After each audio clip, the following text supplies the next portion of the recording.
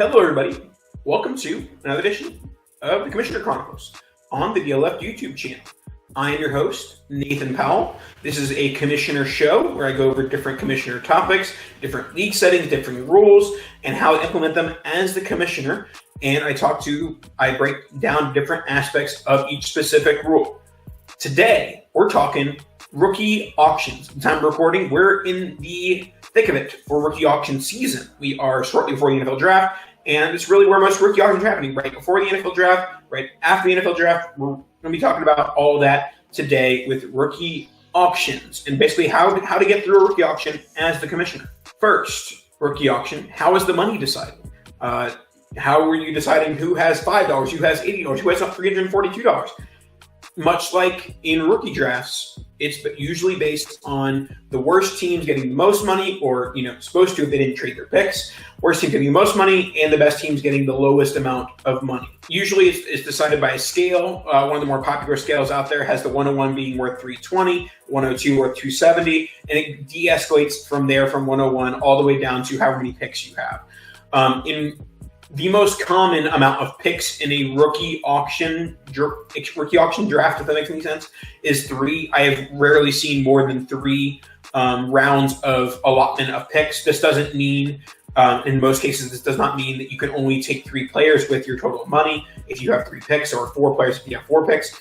It is just, the amount of slots that you have that is putting the amount of money together. So the money is usually decided by a pay scale based on inverse of previous year's standings, or like we talked about in the previous video, there's toilet bowl type stuff, or there is potential points. So however your rookie draft is decided, you can just do that with your rookie auction, but there's lots of rookie auction tables available. You can talk to myself, Nathan Powell, Ryan McDowell, Scott Fish. We all have similar or even different tables that can reflect different things. I believe Brian Malone actually has one that he claims is the most fair. So make sure to check him out too. But essentially, your money is decided by your previous year's standings, and it is tradable throughout the offseason. It's tradable before the season in the form of picks. Oh, that is one thing I do want to talk about. One of my biggest pet peeves as a commissioner is, people try to trade money before the picks have been allotted. So in my leagues, there is a rule that you can't trade a specific amount of money until money is allocated. So you can't trade $40 on December 12th, but you can trade a third round pick on December 12th. Now, when we get to January 12th, most of my leagues have the money allotted by then. So by January 12th, you can't trade a third round pick, but you can trade $40. So that's a rule that I make in my leagues just to make things a little bit easier on myself, that you're not trading individual amounts when you still have the picks. But once the picks are gone, you aren't trading the picks anymore. You are then trading the specific amounts of money. So make sure you have that outlined in your rules as a commissioner for your rookie auctions of what's tradable and when it's tradable. So if the picks are only tradable during the season, great. If the money's only tradable in the offseason, great. Next, this is a basic one that this goes for any auction, whether it's a redraft auction, a startup auction, a rookie auction. Proxy versus non-proxy. It's a hot debate. For those that don't know, proxy is eBay style. So, for example, if something is listed currently at $13, I can put a bid in for $200, and if the previous bid's high was $20, it only goes to $20. So my proxy bid, my reserve price is $200, but the current showing price and the price it would win at if there were no more bids would be that $20. So proxy means that you don't necessarily have to pay what you have to pay what everyone else would be willing to pay. The highest your highest bid is the second highest bid's person. So, the highest bid on the board is the second highest bid that's been put. So that is how that goes. And with non-proxy, it is the number you see is the number you get. If the current high bid is 14, if you bid 14, if you bid 15, you're the new high. You're the new high bidder. So it's a little bit more revealing. It shows what's going on and it shows you what exactly what you need. There's no price price enforcement to an extent, but if you price enforce, you're just getting the player yourself. At least the lead on that player.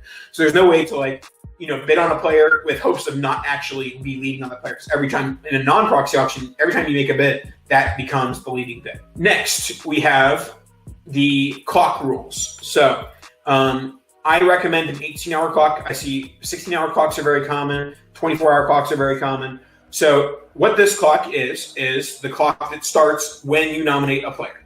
Now, there are other things involved with the clock that you can also do as well. So you have the decision of, do you want the clock to reset each time the high bid changes? So that could also be the same case in non-proxy. High bidder is the same thing. Every time there's a new high bidder, there's also a new high bid.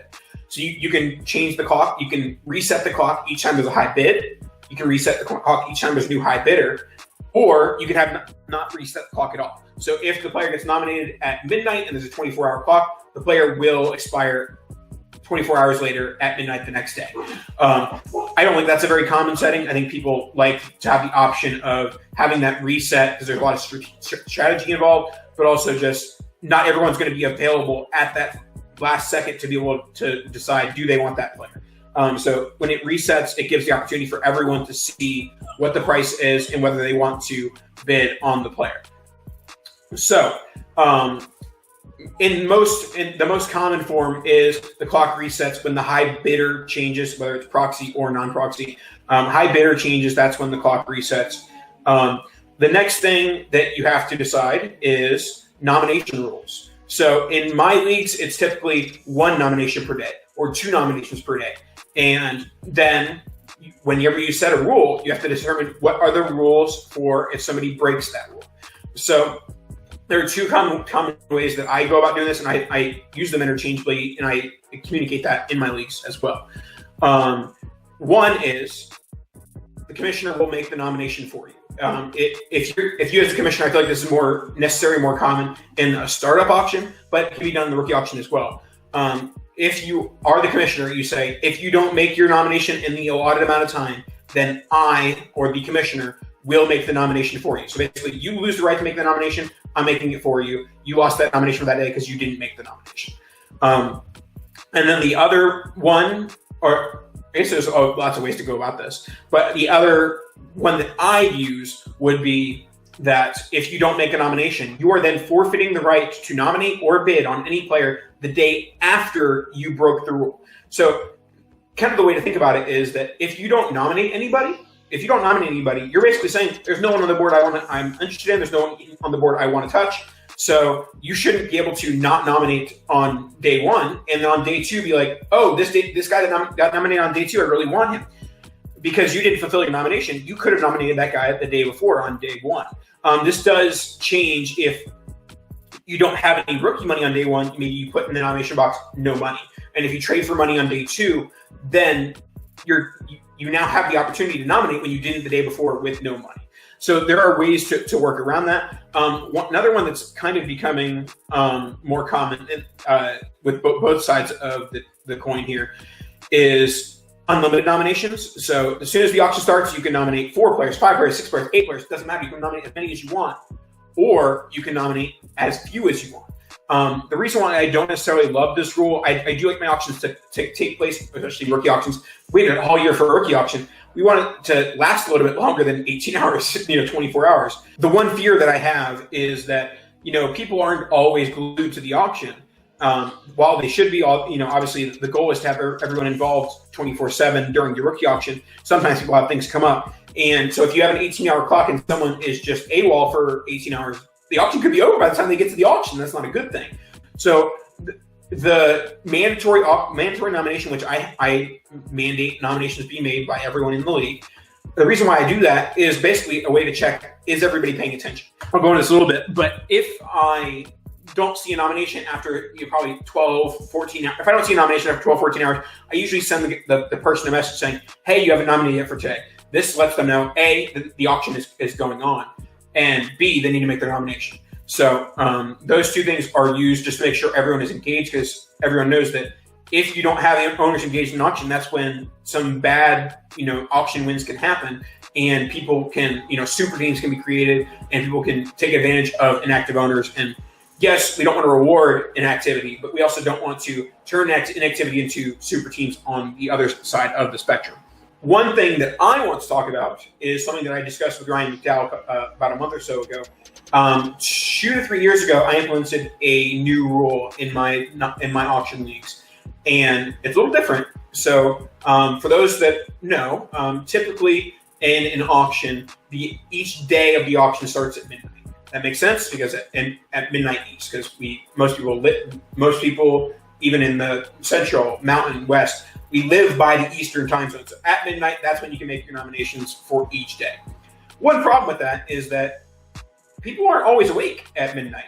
And so most people aren't awake at midnight. So not a lot of nominations happen when each day starts. One way I found to combat that has been very successful is that each day of the auction starts at 9 p.m. So if we're starting an auction on April 23rd, we're actually starting the auction on April 22nd at 9 p.m. So this allows for lots of action with new nominations happening each day of the auction at 9 p.m. You have obviously people who are on the East Coast probably aren't asleep by 9 p.m. And then you have everyone who's before them on the time zone that are still wide awake and still making nominations, still making bids. So in leagues where the new day starts at midnight, there's not a lot of action. In leagues where the new day starts at 9 p.m., I've found from 9 p.m. to like 11 p.m. East, there is tons of action, tons of bids, some nominations, tons of trades going on in that 9 to 11 hour because everyone is basically in the league, focused on the league. So that's why I like implementing making your day start at 9 p.m. for leagues that have a limited amount of nominations per day. Obviously, if you have unlimited nominations or no required nominations, this doesn't really work as well because you can just make as many nominations whatever you want. But when you have one nomination, two nominations per day, there's going to be that action involved each day at the start of the day if people aren't asleep. So that's one thing I've been hugely advocating for people to implement. The day doesn't start at midnight anymore. The day starts at 9 p.m. Next, we talked about this with the rookie draft and the same with the rookie auction is when is the auction happening? As far as when is the auction happening, it pertains to skill and preference.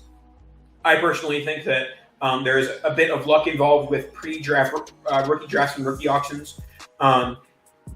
Whereas after the NFL draft, you have, everyone knows draft capital, everyone knows how the NFL teams think. And yes, maybe you can say that, people really grinding the stats or really grinding the film have a slight advantage and they should deserve that advantage pre-draft.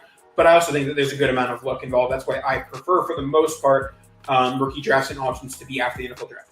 Now, one thing I talked about in the rookie draft video was 2-copy leagues. One thing that I do like a lot for 2-copy leagues is one auction before the NFL draft, one auction after the NFL draft. So in the first auction, the first copy is available, and that's before the NFL draft. And in the second auction, the second copy is available after the NFL draft. So this allows you to, split it up, have 2 different copies, and if people like to spend their money for the NFL draft and take the risk involved of that, great. If people don't, they can save their money for after the NFL draft for that secondary rookie auction after the NFL draft. But each time there's a Trevor Lawrence, each time there is a Justin Fields, or whatever year this is, insert the rookie that you're watching this year that you're watching. So we talked about penalty for breaking nomination rules, talked about the clock. And so last is money left over. So you have to determine what's going to happen with the money that's left over in your rookie auction. The most common form is use it or lose it. Once the rookie auction is over, that rookie auction money is no longer available. Another possible option you can do is roll that money over into blind bid dollars. So you can use this as an option to kind of, make it more flexible. That if there's one player left and you don't really want that one player, like, okay, let me stash some of this as blind bid dollars. I do think that can, hurt some teams that maybe traded future picks and then they don't have the extra money and then they're not going to even get anything on the waiver wire because of the fact that there's some team that saved too much money and ended up being able to spend on the waiver wire. But I think it's a decent idea. I don't implement it in any of my leagues, but I think it's an option that you can use. And then the other popular option is for money to roll over rookie auction money to roll over year to year. So if you don't spend the rookie auction money today, and also this is often called a bankroll league, which also includes the blind bid, but doesn't have to. You can also just have a rookie auction account to where if you have $40 left in the rookie auction and you say, okay, I'm done, I'm going to save for next year. And next year you'll start with 40 plus whatever you earn through the picks that you have. So rolling it over, whether it's into blind bid dollars or rolling it over into the future rookie auctions, is an option. I do think that complicates a little bit more things when you have some league turnover. And one last thing we have is free agents. I typically try to avoid having free agents in my rookie drafts and rookie auctions because I think it gets things a little bit more complicated. But you can put your free agents in your rookie auction. You do have to make rules around players that get dropped if you don't have roster expansion. If you don't have roster expansion or your roster expansion is limited, then you do have to make rules around are players that are dropped able to be auctioned off, because that can impact the value of money beginning of auction or at the end of auction when people are more likely to make drops at the end of auction. But if you already spent your money, obviously you can't. It'll be much more harder to bid on those players that are dropped in the middle of the auction. So that should do it for rookie auctions. If you have any questions about rookie auctions from me, hit me up on Twitter at NPowellFF.